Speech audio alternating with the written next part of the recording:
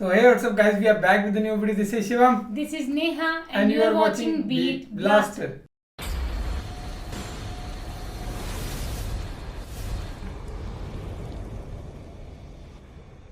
So आपके लिए क्या गया नई वीडियो, और आज की वीडियो होने वाली है पार्ट 51. पार्ट 51. हाँ, So बिना टाइम 50 वेस्ट पार्ट किए हम हुए देख चुके हैं. जंगे बदर में वो फतेह हासिल कर चुके हैं. फिर Yeah. कैसे उनको कैद करा था और 13 साल मक्का में कैसे गुजारे थे. प्रॉफेट मोहम्मद ने कितनी दर्द भरी जिंदगी थी. तो अब आगे सुनते हैं और देखते हैं कि क्या बताते हैं ये इसमें. और मोहम्मद सीरीज से कह रहा हूँ, उमर सीरीज भी करने वाला है स्टार्ट में. रोज मत बोला करो ना आप. हैं? रोज मत बोला करो, क्योंकि उम्मीद लगाते हैं कि आ जाएगी तो करने जिसमें वाला आने स्टार्ट. लगे हम बता देंगे. हमें ये नहीं बता रहे ना, ये चीज मेरे को बताओ कि इसके कंटिन्यू बीच में कर दूं या बाद में करूं. मतलब ये छोड़ के उमर सीरीज या ऐसे करें और या फिर बाद में. मैं सोच रहा हूँ कि मैं अपने हिसाब से करता हूँ बीच में, क्योंकि वो ब्लॉक होती है तो उसको मतलब छूटने में भी 3-4 दिन लगते हैं, तो कोई पता नहीं होता उसका पक्का कि कैसे आएगी कैसे मिलेगी. तो उसको करते हैं प्ले, फिर करते हैं बाकी बातें डिस्कस. चलिए आगे सुनते हैं. अबू सुफियान वैसे भी ईमान वालों के खिलाफ उधार खाए हुए फिर रहे थे, और बदर के बाद तो उनका गुस्सा, उनकी दुश्मनी और ज्यादा बढ़ गई. उन्होंने कसम खा ली कि जब तक मुसलमानों से इस हार का बदला नहीं ले लूंगा, उस वक्त तक न नहाऊंगा न सर में तेल लगाऊंगा. उसके बाद उन्होंने जल्दी जल्दी 200 घोड़सवारों का लश्कर तैयार किया और लेकर मदीना की तरफ निकल पड़े. वो यहूदियों की एक बस्ती में पहुंचे, जहां पर एक कबीला बनु नजीर यहूदियों का ही एक कबीला था, और ये बस्ती मदीना से बाहर थी, लेकिन मदीना का ही महल्ला शुमार होती थी. इस बस्ती में आकर अबू सुफियान ने हुई बिन अख्तब के मकान पर आकर उसका दरवाजा खटखटाया. हुई बिन अख्तब को जब मालूम हुआ कि बाहर अबू सुफियान है, तो उसने दरवाजा नहीं खोला, क्योंकि वो डरता था कि कहीं इनकी गड़बड़ में वो न फंस जाए. अब अबू सुफियान सलाम इब्ने मशकम के घर पहुंचे. ये बनु नजीर का सरदार था. उन्होंने अबू सुफियान को अंदर बुलाया. बहुत देर रात ये लोग बैठे रहे, बातें करते रहे, और आखिर रात में अबू सुफियान वहां से उठकर अपने लश्कर के पास गए और फिर अपने कुरैशी साथियों को मदीने की तरफ भेजा. और ये सब कुरैशी मदीना के एक अरीज मकाम पर आए. उन्होंने मुसलमानों के एक बाग में आग लगा दी, और इत्तेफाक से वहां पर 2 अंसारी सहाबी भी उनको मिल गए. उन्होंने उन दोनों सहाबी को कत्ल कर दिया और वहां से भाग खड़े हुए. रसूल पाक सल्लल्लाहु अलैहि वसल्लम को जैसी ये खबर मिली, आप सल्लल्लाहु अलैहि वसल्लम फौरन सहाबा की एक जमात को साथ लेकर आप सल्लल्लाहु अलैहि वसल्लम ने कुरैशियों का पीछा किया. मगर कुरैशी ऐसे भागे कि मुड़कर भी नहीं देखा, क्योंकि उन्होंने 2 आदमियों को कत्ल करके और एक बाग जलाकर अबू सुफियान की एक कसम पूरी कर दिए थे. उनकी थोड़ी सी दुश्मनी की आग ठंडी हो गई थी. रसूल पाक सल्लल्लाहु अलैहि वसल्लम उन मुशरिकों का पीछा करते हुए करकरतुल कद्र या कुद्र के मकाम तक पहुंच गए. कुरैशियों के पास बहुत सारे सत्तू के थैले भरे हुए थे. जब वो भागे तो उन्हें जरा तेज भागना था, इसलिए वो बोझ कम करने के लिए रास्ते में सत्तू के थैले फेंकते हुए गए. सत्तू को अरबी में सवीक कहते हैं, इसलिए इस गज़वे का नाम भी गज़वे सवीक मशहूर हुआ. चुनांचे रसूल पाक सल्लल्लाहु अलैहि वसल्लम करकरतुल कद्र या कुदरत से वापस मदीना तशरीफ ले आए. बदर में अल्लाह तबारक व तआला ने मुसलमानों को जो कामयाबी अता फरमाई थे, उससे इस्लाम के सभी दुश्मन जल रहे थे, भुन रहे थे. मगर सबसे ज्यादा मदीना के यहूदी अंदर ही अंदर जल रहे थे. हिजरत के बाद चूंकि रसूल पाक सल्लल्लाहु अलैहि वसल्लम उनसे मुआहदा कर लिया था, एग्रीमेंट कर लिया था, मगर फिर भी यहूदी अपनी हरकतों से बाज नहीं आ रहे थे. और यहां तक कि जब बदर में फतेह की खुशखबरी मदीना पहुंची, तो एक यहूदी काब बिन अशरफ ने यहां तक कह दिया था कि अगर ये फतेह की खबर सही है, तो फिर हमारे जीने से तो मर जाना बेहतर होगा. अभी तक तो यहूदी छुप छुप कर मुसलमानों के खिलाफ साजिशें कर रहे थे, मगर जंग बदर के बाद उनका हसद, उनका जलन और ज्यादा बढ़ गया. अब वो खुलकर मुसलमानों को गालियां बकने लगे. मदीना में यहूदी के कई कबीले आबाद थे, انہی میں سے ایک قبیلہ قینوقا تھا۔ یہ قبیلہ بہت زیادہ بہادر سمجھا جاتا تھا، یہ لوگ بہت دولت مند تھے۔ ایک دن ہوا یہ کہ ایک انصاری عورت اپنے کسی کام سے ان کے بازار میں گئی۔ جب یہ دکاندار کے پاس پہنچی تو اس وقت وہاں پر کچھ یہودی گنڈے نوجوان بیٹھے ہوئے تھے۔ سب نے اس مسلمان عورت کو چھیڑنا شروع کیا اور اس سے کہا کہ اپنا چہرہ کھول کر دکھاؤ۔ تو اس انصاری عورت نے انکار کر دیا۔ اس پر ان میں سے ایک شخص، ایک یہودی نوجوان خاموشی سے اٹھا اور چپکے سے جا کر اس عورت کی چادر کسی چیز میں اٹکا دی۔ جب عورت یہ اٹھی تو اس کی چادر کھنچ گئی اور چہرہ کھل گیا۔ اس پر یہودیوں نے زور زور سے ہنسنا شروع کر دیا اور مسلمان عورت نے اپنی بے عزتی پر شور مچایا۔ عورت کی چیخیں سن کر ایک انصاری مسلمان وہاں پہنچ گئے۔ انہیں جب یہ بات معلوم ہوئی تو انہیں بہت غصہ آیا۔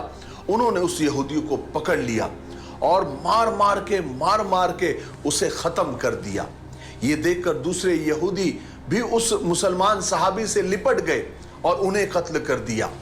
جب مسلمانوں کو اس واقعے کا علم ہوا، انہیں معلوم ہوا، تو بہت غضبناک ہوئے، بہت غصے میں آئے، کیونکہ رسول پاک صلی اللہ علیہ وسلم نے پہلے ہی یہودیوں سے ان ساری سب چیزوں کا ایک معاہدہ، ایک ایگریمنٹ کر دیا تھا، مگر پھر بھی وہ اس بات کا خیال نہیں کر رہے تھے۔ اور رسول پاک صلی اللہ علیہ وسلم بھی یہودیوں کی ان حرکتوں پر انہیں خدا کے قہر سے ڈرایا کرتے تھے، مگر یہودیوں کے دماغ سیدھے نہیں ہوئے۔ اس لیے رسول پاک صلی اللہ علیہ وسلم نے ایک مرتبہ ان سے فرمایا کہ یہودیوں، خدا کی قسم تم لوگ اچھی طرح سے جانتے ہو کہ میں اللہ کا رسول ہوں، یہ تمہاری کتابوں میں بھی لکھا ہوا ہے، اس لیے اللہ سے ڈرو اور اسلام قبول کر لو، ورنہ اللہ تبارک و تعالیٰ تمہیں اسی طرح سے تباہ کر دیں گے جس طرح قریش کو کیا ہے۔ اس پر یہودیوں نے رسول پاک صلی اللہ علیہ وسلم کو جواب دیا تھا کہ محمد، تم ہم کو قریشیوں کی طرح مت سمجھو، مکہ والوں کی طرح مت سمجھو، تم نے ان لوگوں سے جنگ کی ہے جنہیں جنگ کرنی ہی نہیں آتی۔ اور اب سائڈ آتے ہوئے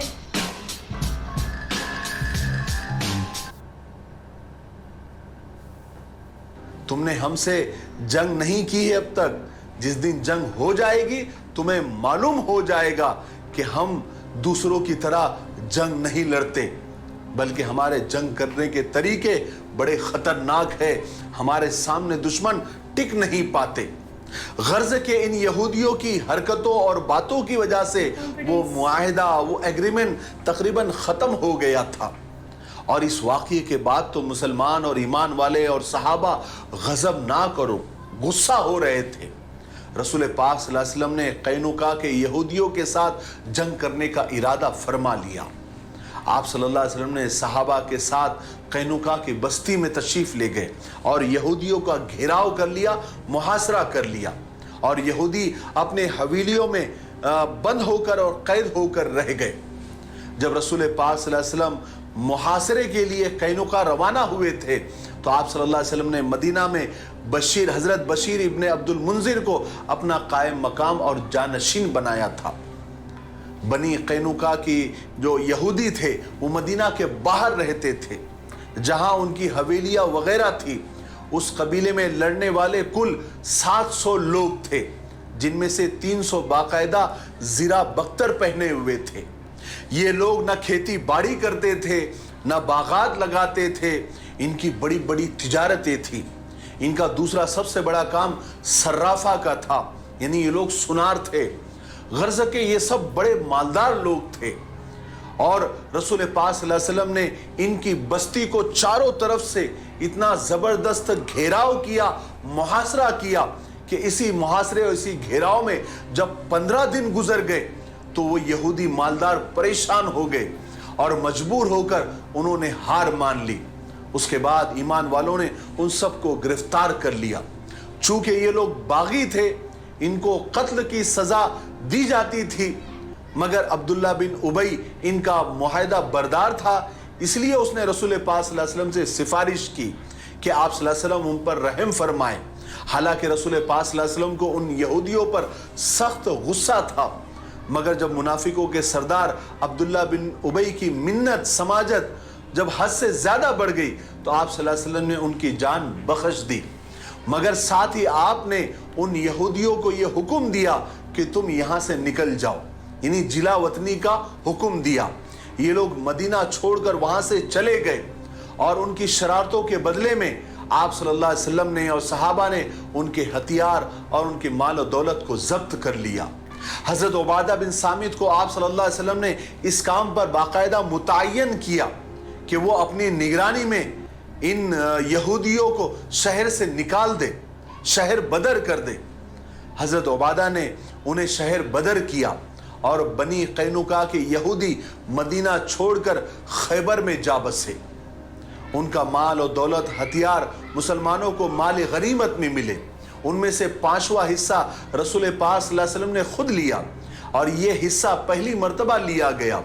उसके बाद रसूल पाक सल्लल्लाहु अलैहि वसल्लम मदीना तशरीफ लाए। उसके बाद 10 ज़िलहिज्जा को पहली मर्तबा बकरीद मनाई गई। रसूल पाक सल्लल्लाहु अलैहि वसल्लम शहर से बाहर जंगल में तशरीफ ले गए और बकरीद की नमाज पढ़ाई और अपने हाथों से 2 बकरियां ज़ुबा की। ये इस्लाम की पहली कुर्बानी थी। बहरहाल मुसलमानों की कामयाबी से यहूदी तो बहुत ज़्यादा जल ही रहे थे, इसलिए अब तक एक तरह से यही लोग हुकूमत किया करते थे, मगर रसूल पाक सल्लल्लाहु अलैहि वसल्लम के तशरीफ़ लाने के बाद उनकी इज़्ज़त, उनकी सरदारी खाक में मिल गई थी, इसलिए वो मुसलमानों से ज़्यादा जलते थे। और उन यहूदियों में एक शख्स था, काब बिन अशरफ उसका नाम था। काब बिन अशरफ बड़ा दौलतमंद आदमी था और साथ साथ शायर भी था। यहूदियों में उसकी बड़ी इज्जत और शोहरत थी और मुसलमानों से उसे बड़ी दुश्मनी थी। हर वक्त रसूल पाक सल्लल्लाहु अलैहि वसल्लम और मुसलमानों के पीछे पड़ा रहता था। आपको जो लोग इस सीरीज को बड़े गौर से देख रहे हैं उन्हें पता होगा काब बिन अशरफ कौन है। उन्होंने पहले भी ये नाम सुना होगा, हमने पिछले पार्ट में इसका तस्करा किया है। मैं आपको याद दिलाता हूँ, जंग बदर में जब अल्लाह तबारक व तआला ने मुसलमानों को कामयाबी अता फरमाई थी तो रसूल पाक सल्लल्लाहु अलैहि वसल्लम ने हज़रत ज़ैद बिन हारिसा और अब्दुल्ला बिन रवाहा को आगे भेज दिया था कि जाकर मदीने वालों को ये खुशखबरी सुना दे।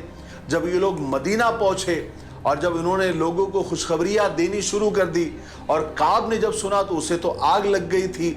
वो ये लोगों के पास आया, इन्हें दोनों के पास आया और कहने लगा, क्या ये खबर सही है?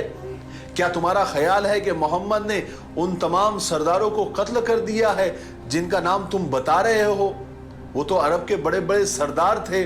अगर वाकई मोहम्मद ने उन लोगों को कत्ल कर दिया है तो इस जिंदगी से तो मौत अच्छी है। ये जुमला आपने पहले भी सुना होगा, ये वही काब बिन अशरफ है।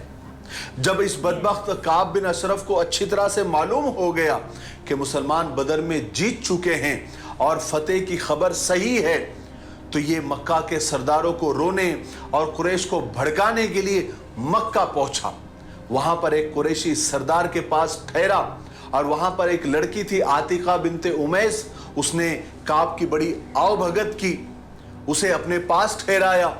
ये काब बिन अशरफ वहां पर ठहरा और उसने कुरैशी सरदारों के नाम पर बड़े बड़े मरसिए लिखे, यानी अशार लिखे जो बदर में कत्ल हो गए थे, और उन्हें ये मक्का वालों को रो रो कर सुनाता था, पढ़ता था, यानी लोगों को मुसलमानों के खिलाफ भड़काता था। उसके कुछ दिनों के बाद काब बिन अशरफ मदीना आ गया और यहाँ पर उसने और एक शरारत ये की कि मुसलमान औरतों की तारीफ में उसने गज़लें लिखी, अशार लिखे जिसमें मुसलमानों की औरतों की हुस्न की तारीफ की। इस पर मुसलमानों को बहुत ज़्यादा गुस्सा आया।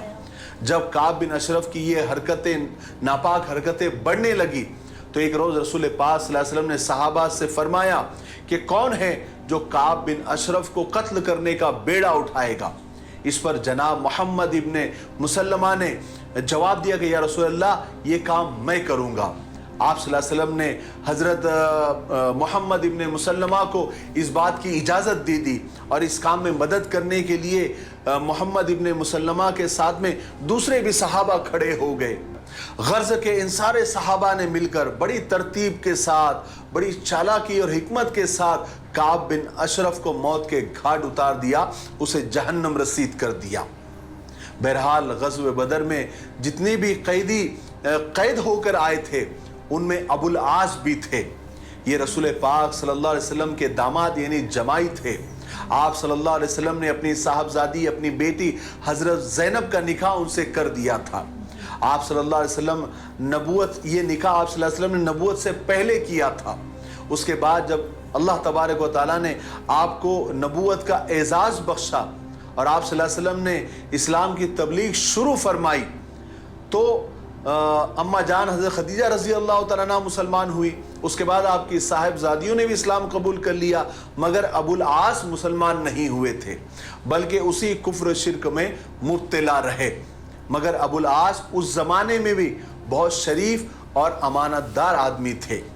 جب رسول پاک صلی اللہ علیہ وسلم نے مشرکوں کو اور مکہ والوں کو اسلام کی دعوت دینی شروع کی تو وہ تو سارے دشمن بن گئے تھے. وہ تو آپ صلی اللہ علیہ وسلم کو ہر طرح سے تکلیفیں پہنچانے لگے تھے. آپ کی جو دوسری 2 بیٹیاں تھی جو ابو لہب کے بیٹے عتبہ اور عتیبہ کے نکاح میں تھی لیکن رخصتی نہیں ہوئی تھی, تو قریش کو جب قریش نے جب دشمنی کر لی آپ صلی اللہ علیہ وسلم سے تو انہیں خیال آیا کہ آپ صلی اللہ علیہ وسلم کی صاحبزادیوں کے نکاح تو ہماری ہی آدمیوں سے ہوئے ہیں, تو کیوں نہ ہم ایسا کرے کہ محمد کی بیٹیوں کو طلاق دلوا دے تاکہ محمد کو زیادہ سے زیادہ تکلیف پہنچے. ان کا خیال تھا کہ اگر محمد کی بیٹیوں کو طلاق ہو گئی تو محمد اسی پریشانی میں لگ جائیں گے اور اپنا یہ کام چھوڑ دیں گے. یہ سوچ کر مکہ والے مشرکین ابو العاص کے پاس آئے, ان سے کہنے لگے کہ تم محمد کی بیٹی کو طلاق دے دو, اس کے بعد قریش کی جس لڑکی سے تم چاہو گے ہم تمہارا نکاح کرا دیں گے.